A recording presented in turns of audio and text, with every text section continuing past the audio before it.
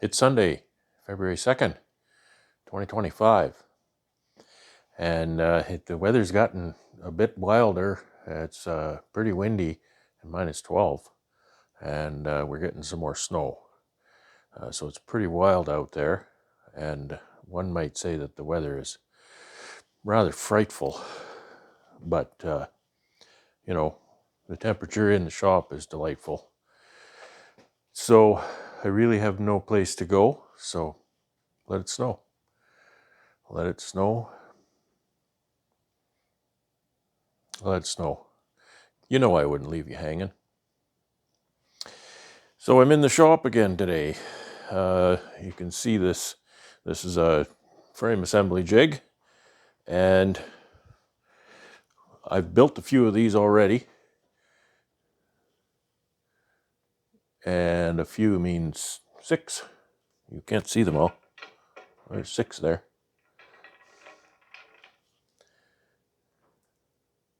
So I have 6 to go. These are a bit of a pain to build, I'll tell you that. But you know, I like to do them in batches because it takes probably 3 or 4 for me to get my mojo on and figure out really what's the best way to do this, because there's a lot of pieces to them. And some might say, well, you're doing it the hard way. You don't need to have so many pieces. You're right. You're absolutely right. I don't. Because this is what I'm going for. This one I made in a different fashion than I'm making them, that I've made them since. So this was kind of the first one I made like this. So this is one piece of wood. And what I'm doing here today, I could leave this one piece of wood. You know, I don't have to make this 3 pieces like I'm doing now, because all I need to do is cut a little, kind of a little box joint thing out of the corner out of there. That's easy.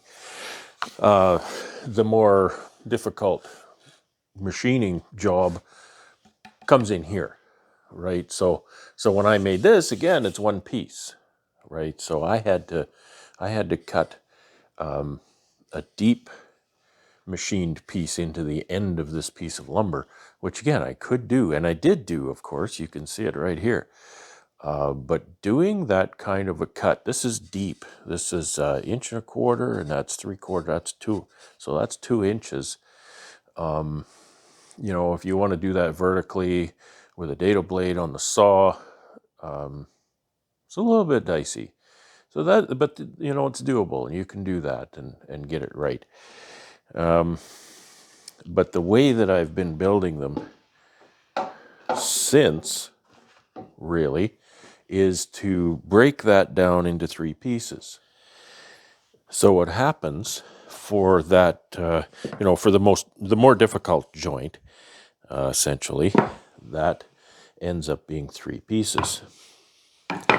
Just simply a bottom piece, a middle piece, and a top piece. So that's how I achieve that with the 3-piece method. And that really works well.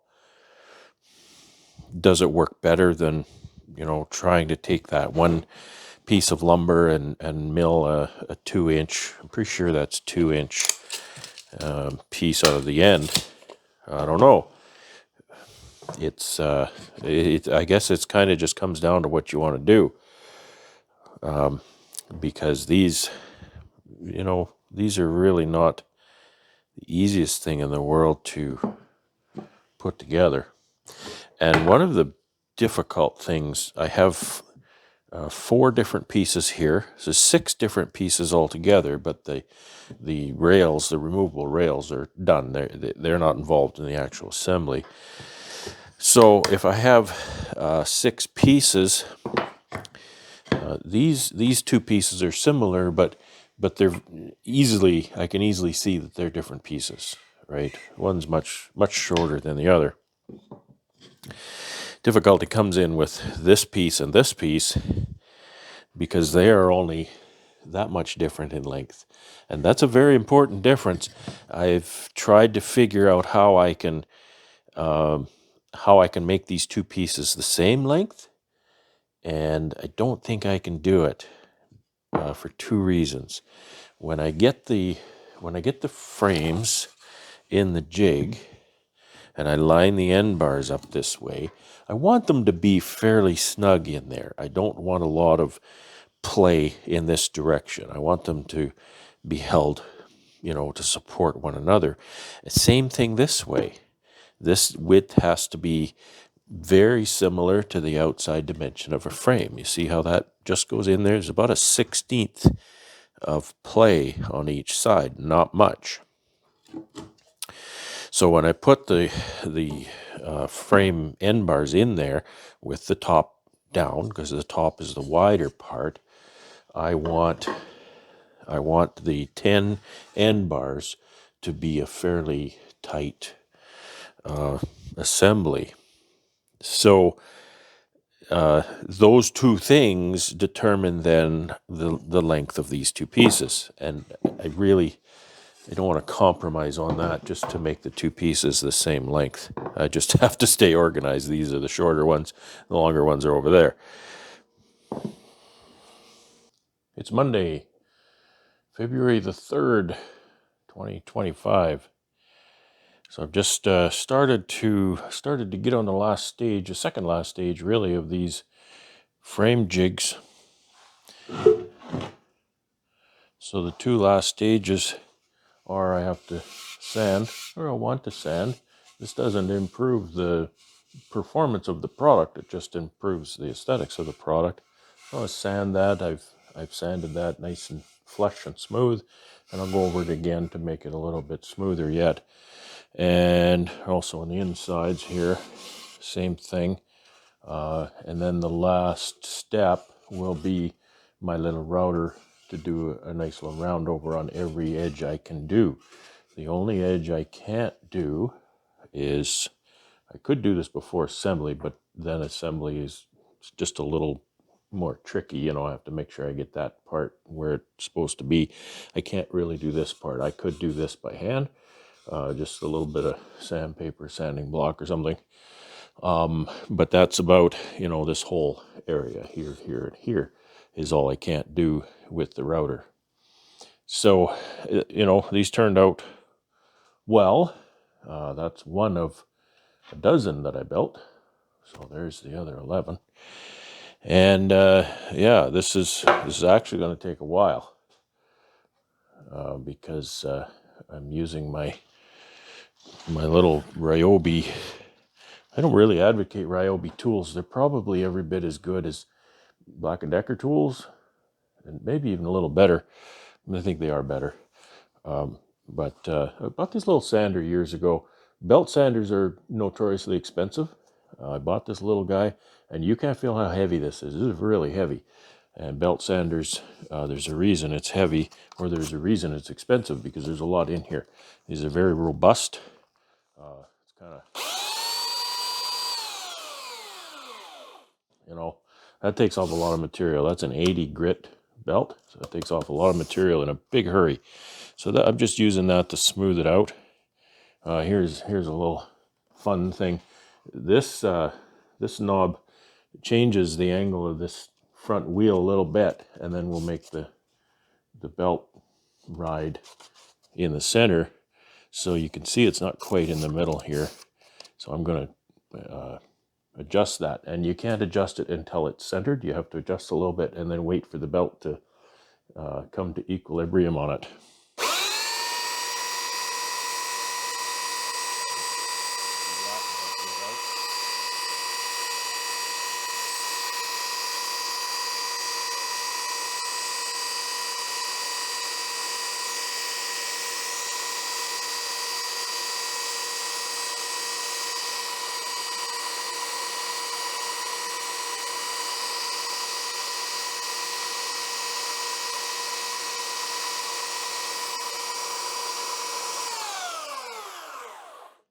So you can see now there's a very thin piece of metal here that comes around, and it runs on top of the belt actually, but under while it's upside down.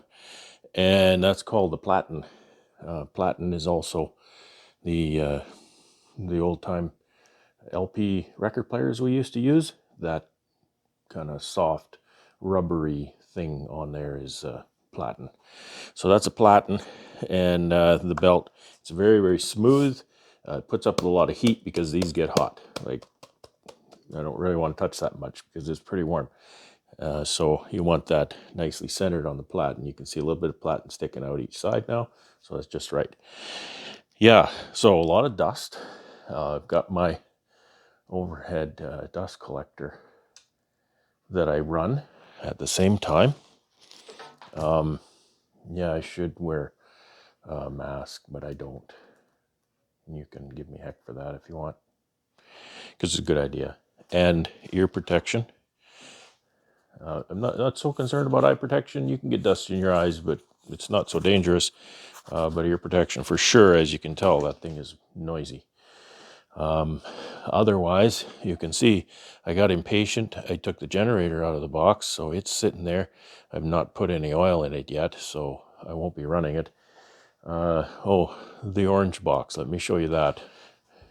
You may remember, if you've been watching my channel, that I had a yard, an out yard that I hadn't fenced, and I had a lot of bear visits to that yard. I didn't end up having any loss there. I think the bear took a lid off or something one time. But a lot of visits, and I know that because I run trail cams. I run Wi-Fi, cellular trail cams, where they communicate over the cellular network and send me pictures and videos.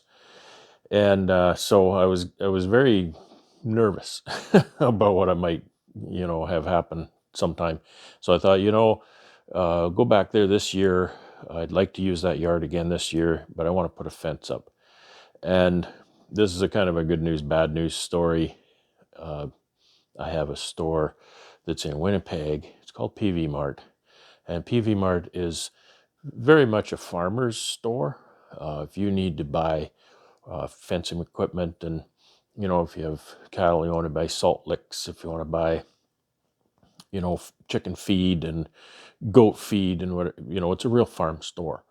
I don't know all what went on in the inner workings, but I did read that it really was a Western Canadian store, and they had Eastern Canadian ambitions, and they started buying up store brands out there. That didn't go well for them, and they lost the company. So it's closing. We're going to lose Peavy Mart here. The closing out sale is already on. It's been on for a week now. So that is really, really sad news. Really sad news that's closing. And, I don't know really the ins and outs of it, but it's too bad that happened. There have been suggestions, and I know sometimes when a store closes, there's another entity might buy them and continue business or something like that. So I'm really hoping they do, because there aren't a lot of good farm stores like that around. I will say Peavy Mart's prices were never the best prices. You're going to pay for your stuff there. Sometimes when they have a sale or had a sale, then you could get a really good price on something. But, otherwise their regular prices were usually at or above the prices anywhere else. So I was in town last week. Hadn't planned really to go, but I was in the neighborhood and I thought, I'll stop by. And closeout sale was in full force. There was 2 checkouts open, and there was probably 20 people in line to check out when I got there. There was a lot of empty space on the shelves already. There were sales up to 30% off. So this is where that connects with my out yard, my wish to fence. This has become my favorite fencer for my out yards. It's very much an overkill fencer, but it's going to keep bears out. It does keep bears out. I know that for sure. And it has a picture of a grizzly bear on it. I think the first one I bought had a picture of a woolly mammoth, but I can't, substantiate that. So anyway, this is a very big controller and it's very expensive. So I went in, they had this one, and now this one belongs to me because I got it at 30% off. So, it's always a bad time to spend a whole whack of money like that, but 30% off ended up being a few $100 discount on that. So that's the other new thing that comes by here. it really is a bad time to be buying new generators and new fencers. Winter is not the greatest honey season. January is usually okay because with my 30-day invoices at stores and whatnot, then they start coming through in January. So I did okay in January for income, but February, March drop off, and there are a lot of other expenses January, March. And you can see my shirt this morning. I picked up the wrong lid for my coffee mug, and it was smaller, and I tipped it up, and coffee went all the way down my shirt. But who cares, right? I'm in the shop. So yeah, it's windy. There's 20-kilometer-an-hour winds outside, and it's minus 20 out there. So it's a really miserable day. It's overcast. It's not even nice and sunny like it often is. But regardless, I'm in the shop doing my thing, and that's really what's happening today.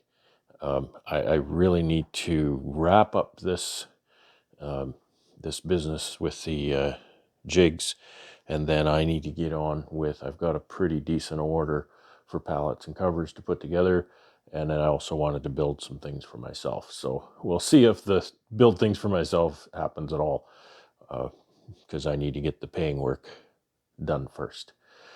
So all that said, I really hope you have a really great day, and again, be kind to each other and take care and have fun. It's Tuesday, February 4th, 2025. Well, I spent most of my day yesterday sanding. It's been said that woodworking is 10% inspiration and 90% sanding. And this job almost fits that bill. I'm pretty sure next time I build these jigs, I'm going to try the alternate method, try to cut this out of one piece. It might be a lot less work. I think it'd be less sanding. So I got these nice and smooth and flush on the inside and the outside. They look great. I've used my little router to do roundover on all the edges I can. And of course, as I mentioned, the only one I can't get is around here because it's inside there now. So that's looking good. So those are only 60 grit. I'm going to run up at least 2 more grits on these. So that's going to take some time. I've been using my little random orbit sander for that. Here it is, little guy. And everything in this shop is covered in dust. I think my lungs are too. But don't give me heck about that, because I know I shouldn't be doing that. I'll show you what I'm doing now. I took that same little roundover bit and put it in my makeshift router table here.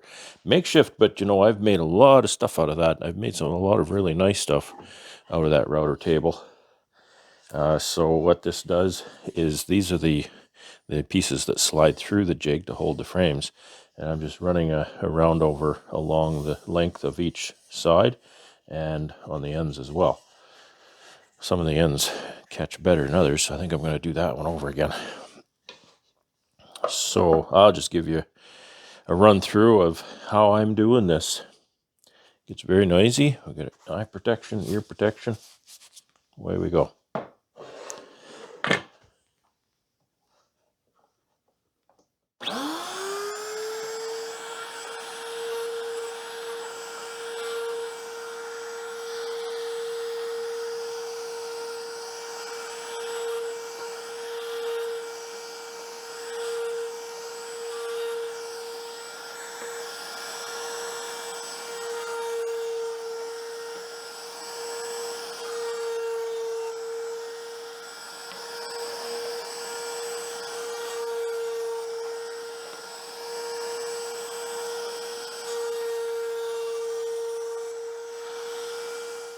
I'll spare you the monotony of sanding. It's getting a little tedious standing here for quite a number of hours sanding, but I'm almost done this project, so that's really nice. If I can finish this up, and then I'll wrap these up and go on to something else. I just got a pallet and cover order today, which is nice. So I think it's 30 pallets and 90 covers so far this season. That's nice. And they're all 3-way pallets, which is great. And that's I think I get more orders for that because the 6-frame nukes are getting more popular, and there's not a lot of people make 3-way pallets at all. There's some make 2-ways, but not very many even at that. So I'll leave you with that for today. Thanks for watching. It's Friday, February 7, 2025. And being Friday, you know what that means, right? That's right, only 3 more days of work this week. So yesterday, I actually got moving really hard yesterday, and well, compared to what I've been doing, I've really had a hard time getting motivated and started early in the day and accomplishing a whole lot. There have been things slowing me down. There was the retail store shelf display that took a lot of time, and it's going to take some time yet because I haven't got it back from the daycare. I got some previews of what they're doing. So it looks really good. So when that comes back, I'm going to have to urethane that or something. I plan to urethane it. I hope I can. Then there was the little grain display box that I built for my brother. That took some time. And then there was these right here. There's 12 of these frame building jigs that I made. I wrapped them all up, so they're ready to go, but they won't leave the shop until Tuesday.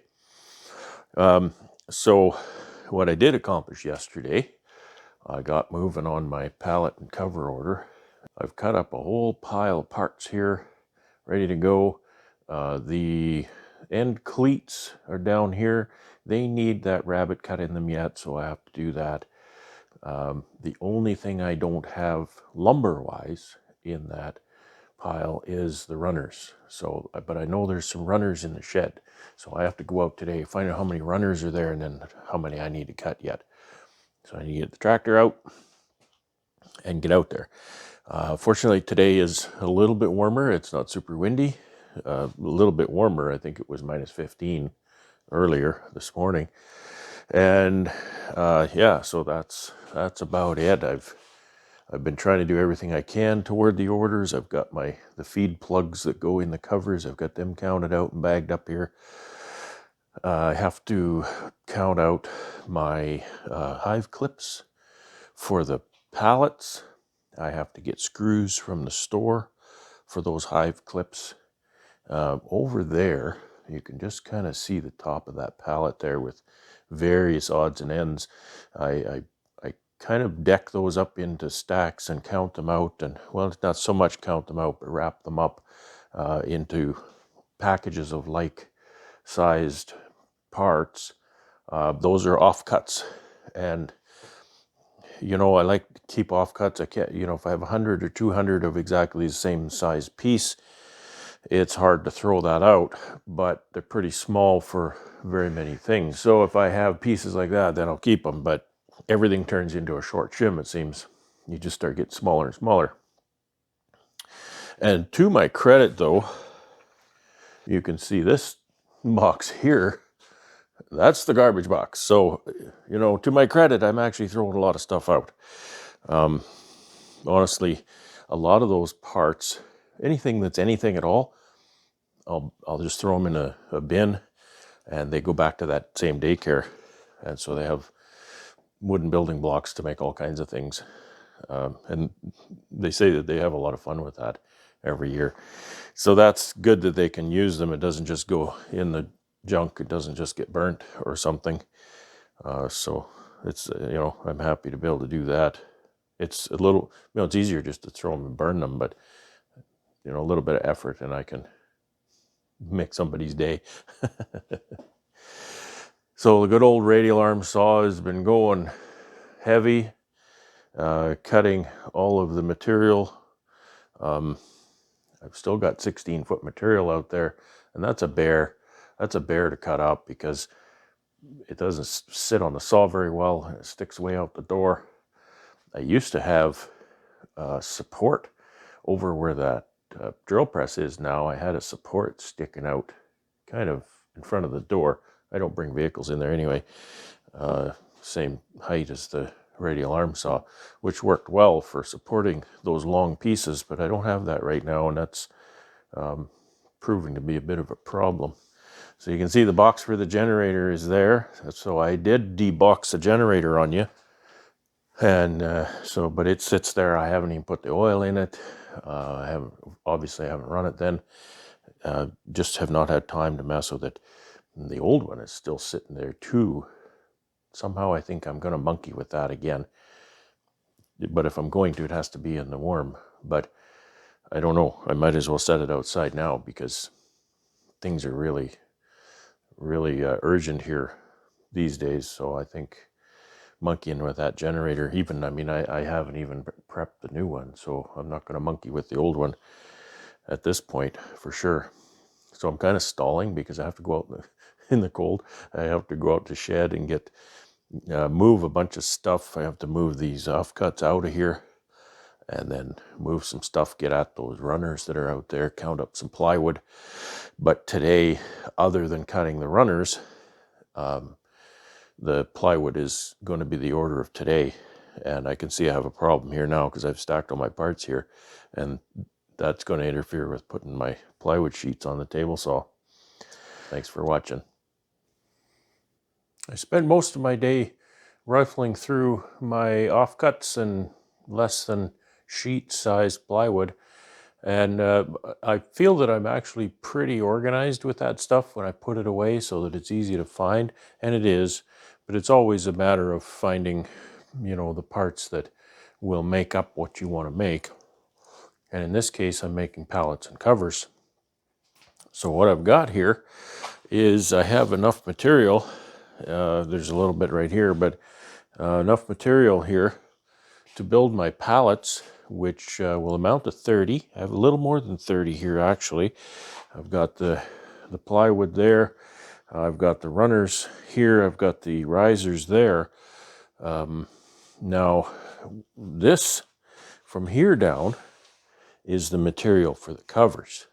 That's going to sit there for the time being because working in a shop that's not, it's a good sized shop. It's 900 square feet here, but it's not an unlimited space. And so I just try to stay organized, and I'll build the pallets first. And so then I can take a pallet or two, and when I build the covers, I can put them straight on the pallets and wrap them up and, go to the dipper, etc. from there, just to kind of reduce the number of times that I have to handle the product and save a little bit of space in the shop. So once I'm done the pallets, then they will have to sit for, a few days. I don't have that many days to do this, but they'll have to sit for a few days while I build the covers, and then I could put the two together, wrap them up I've got two lots. I've got two customers, and wrap them up in the lots that they're going to go to the customers in. So, yeah, it's a good place to stop because it's the end of my day, and there's not much exciting seeing any of this happening. I had to muscle 4 sheets. I did 4 sheets of plywood, of new plywood, and then the rest of it, so this stuff and this stuff, is all kind of leftovers from before, which is going to be really great. Make use of all that material. It's always, it's always good, I feel anyway. I really do feel that it's the best thing is to reuse, be very efficient with the material. There's many reasons I feel that way. Cost is the obvious one. However, had I tied into a new sheet of plywood, I would have been done this hours ago, right? Because it's so much easier just to tie into new sheets of plywood and cut your parts, and then you can get on to assembly. Cutting all of these parts that you can't see, they're on the floor here. It took me a long time because I rifled through all of my offcuts and all of my bits and pieces and came up with stuff that works just fine. I don't put up with junk either. It's not cull. It's good stuff. It's just not full length boards of 1x8s is what I use. So there's that. And, it's not to diminish the fact that also stewardship. It's good stewardship to not just throw in the junk things that you don't need to. I feel that that's important. And obviously being kind to our place where we live, right? We have to be kind to our planet. We have to be kind to the environment. And, you know, the more material that I waste, and the more trees you have to cut down to make more material for me to buy. So there's all those reasons. And that's kind of why, you know, it's not just about saving money, because it's very time consuming. It's so much easier just to use all new material, and you can be away to the races in no time flat. Yes. So this will have to wait for next week's vlog, because it's Friday. I'm going to go enjoy the evening with my wife and have some supper. And I'll start assembling pallets tomorrow or next day. We'll have pallet assembly in the next vlog. I'll tell you. I'll guarantee you that much. So I really appreciate you watching the videos. I truly do. And it's starting to warm up outside, so I'm starting to get outside a little bit more. It went up to, I think, minus, I don't know, somewhere around -5 today. It was about -17 when I woke up, so it was a little cool. But I went out with the tractor and I did some snow clearing. I cleared the roads and the, you know, driveway and areas that I need to get to. So anyway, I really appreciate you watching, and look forward to the next week's video, because we'll have assembly of these pallets on there. And hopefully covers, because hopefully it doesn't take me a whole week to do the pallets. Take care and have fun.